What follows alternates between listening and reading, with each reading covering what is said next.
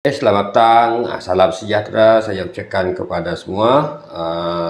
Saya Cikgu Andrew dari Pejabat Pendidikan Daerah Tatau Sebauh dari Sektor Pengurusan Sekolah. Hari ini kita akan menemu ramah salah seorang cikgu kita yang telah pun bersara daripada dunia pendidikan. Sebelum itu, terlebih dahulu saya akan membaca profil tokoh kita pada petang ini. Beliau adalah Cikgu Mengan Anak Bali.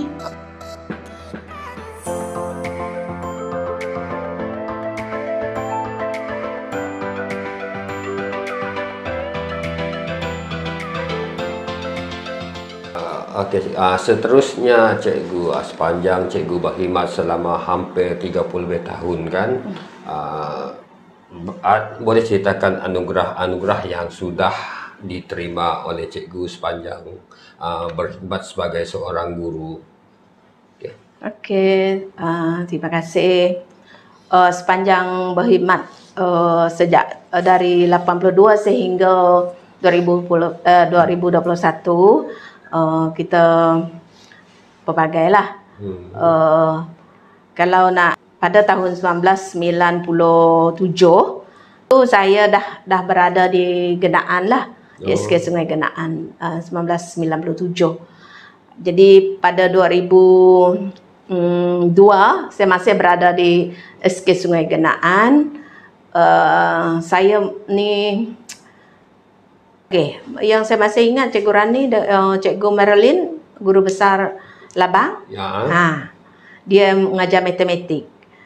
Saya salut dengan Cikgu Marilyn. Dia mengajar matematik, dia tak pernah bagi banyak soalan. Paling banyak 5 soalan. Dia bincangkan soalan tu. Jadi sebabkan mendapat 100% tu, mungkin sebab itulah saya mendapat anugerah Matan Cemerlang pada tahun 2006. Dan seterusnya pada tahun 2012 kita dapat menurunkan grade purata mata pelajaran dari berapakah sehingga 1.69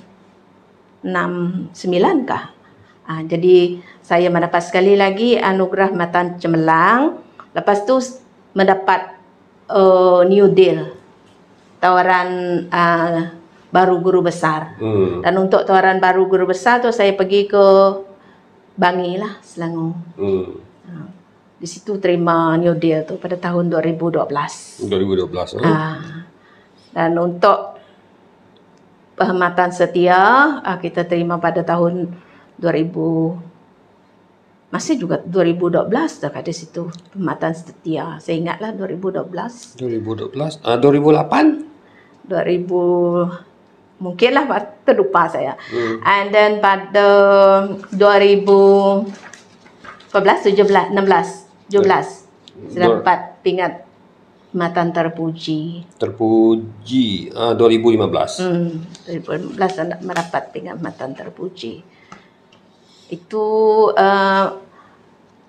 kejayaan lah saya sebagai seorang pendidik. Apa-apa yang 2020 saya mendapat anugerah tokoh wanita pendidikan sempena Hari Wanita peringkat Bintulu. Peringkat Sebauh. Ya. Ingat. Saya ingat.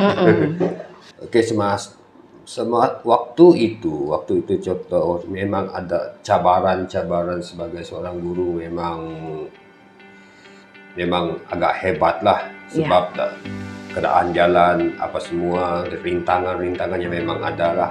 Boleh tak Cikgu ceritakan cabaran waktu itu? Ya, memang banyak cabaran.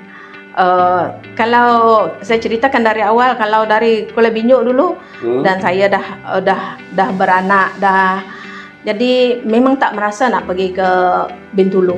Mungkin dalam 1 bulan ataupun 2 bulan sekali saja bawa anak, mampu bawa anak. Sebab anak ni nakal kan, kalau nak bawa dalam ekspres, dalam perjalanan yang sangat lama.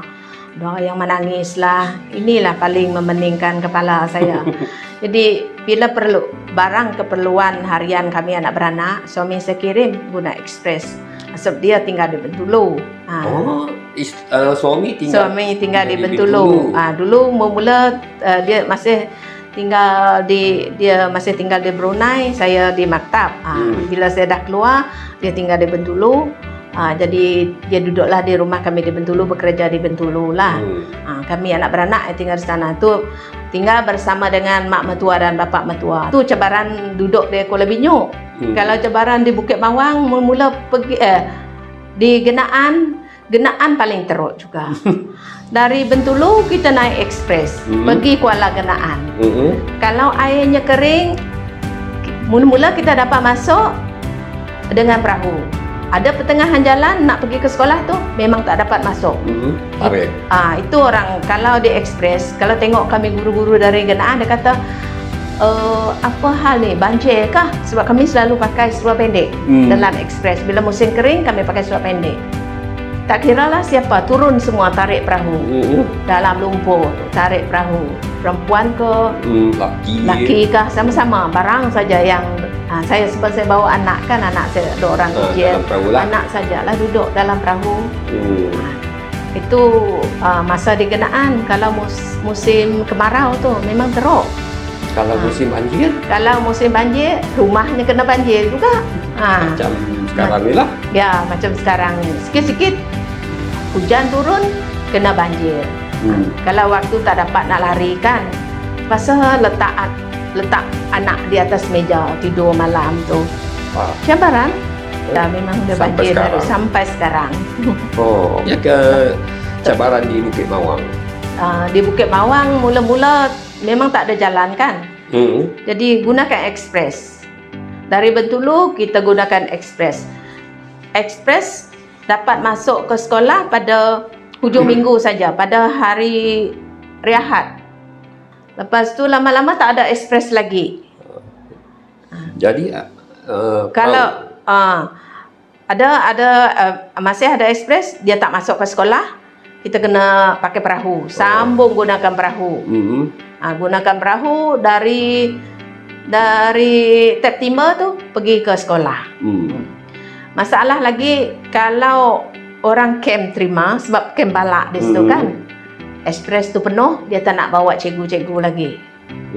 Terpaksa gunakan perahu dari SK Bukit Mawang pergi Pandan. Gunakan perahu, kita catat perahu lah sampai 2 buah 3 buah perahu. Itulah kita pakai, tapi tidak mematahkan semangat.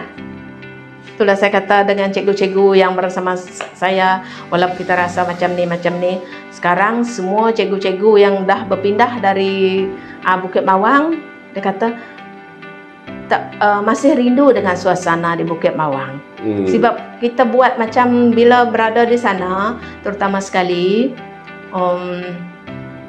yang jauh-jauh tu, guru yang baru posting kan, kalau kita terima mereka dengan baik, mereka akan betah duduk bersama kita. Tapi kebanyakan guru dari Semenanjung dia hantar ke Bukit Mawang dari Kelantan. Saya salut dengan orang Kelantan. Orang Kelantan datang di Bukit Mawang, saya tak tahu mereka di sekolah mana yang lain, tapi mereka di Bukit Mawang, mereka yang paling rajin bekerja, kreatif. Yang lain tu, bila dah ikut cara mereka yang datang lah, contohnya posting dari Pulau Pinang, posting dari ke Bukit Mawang, jadi mereka duduk, sebab kami berkongsi rumah kan, kongsi sampai 4-5 orang satu rumah, sebab rumah tak ada. Jadi duduk serumah tu, bila tengok seorang buat kerja, jadi terikut-ikut lah tradisi dia tu. Dia mengikut, jadi budaya. Sekolah memang tak pernah ada rumah yang cukup untuk guru-guru. Contoh, kalau di Bukit Mawang tu, yang kita hanya 3 buah rumah yang sebelum buat itu, yang lain dibuat secara gotong royong.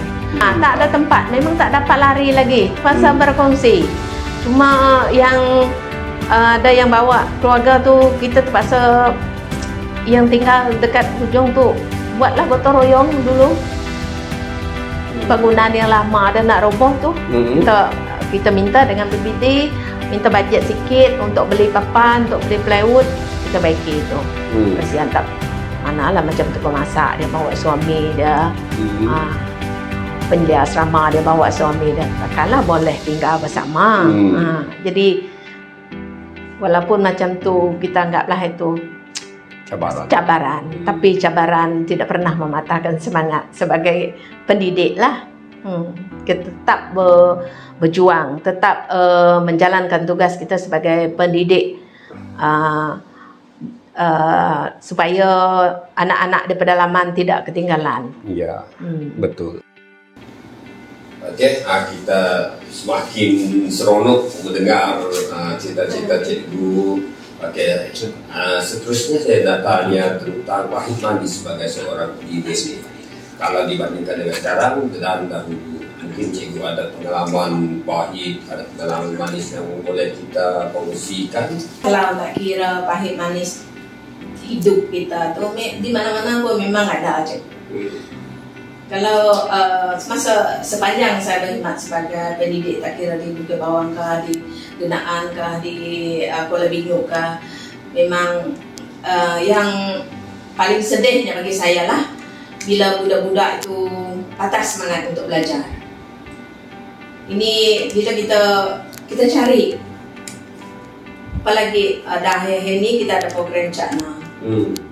Saya pernah menangis ujuk seorang dulu pada tahun, tak tahu masa saya di Kuala Binyu lah, pada masa tu seorang budak, masa tu dia berada darjah 4, bapak dia meninggal. Saya memang tahu mereka, keluarga mereka memang susah. Bila bapak dia meninggal, dia tak mau sekolah lagi. Saya tengok budak tu ada potensi, saya pujuk budak tu pergi sekolah. Dia kata, tak nak, saya bukan tak nak sekolah cikgu. Habis kenapa? Kalau saya pergi sekolah, saya pun nak tolong mak saya cari. Sebab masa tu mak dia bekerja mana-mana lah, cari yang termampu dijual lah untuk menyara anak dia. Sebab masa tu abang dia dah pergi sekolah menengah, dia dengan adik perempuan dia masih di sekolah rendah. Cubalah kamu fikir, kalau kamu pandai bersekolah nanti, kamu dapat bantu mak kamu. Betul kan macam tu cikgu? Betul, kamu belajarlah pandai-pandai. Kalau kamu pandai nanti, suatu hari nanti, kamu boleh membantu mak. So sekarang saya cukup bangga. Budak tu dapat pergi ke sekolah, dapat menyambung pelajarannya ke sekolah, dapat menyambung pelajarannya ke sehingga tingkatan 6 dan dapat pergi ke universiti. Dan sekarang budak tu bekerja jadi pengarah belia dan suka negeri Sarawak. Siapakah itu? Encik Lamat Nyalau. Okey, baiklah. Seterusnya kita akan mendengar harapan ataupun amanat daripada Cikgu Mengan. Di harapan saya untuk guru-guru yang berada di Tatau Sebauh, terutama sekali sebab kita berada di Tatau Sebauh, sama ada guru baru kah, guru lama kah, bertugaslah dengan hati yang ikhlas, hati yang jujur. Tingkatkanlah usaha sendiri. Orang akan melihat apa bakti kita di sekolah. Berbanyak terima kasih kepada pegawai-pegawai di Tatau Sebauh yang telah memilih saya sebagai tokoh guru pada tahun ini. Saya juga nak ingatkan kepada guru-guru yang bertugas, walaupun di mana anda bertugas, ingat title guru kita akan dikenang sampai bila-bila, walaupun kita dah tak berkhidmat dengan guru. Dan di mana-mana juga kita berada, jagalah kementerian kita, Kementerian Pendidikan ini. Jangan sekali-kali kita cemarkan nama Kementerian Pendidikan. So sama-samalah kita junjung nama Kementerian Pendidikan. Inilah contoh yang terbaik kita sebagai seorang pendidik, walau di mana kita bertugas. Sekian, terima kasih.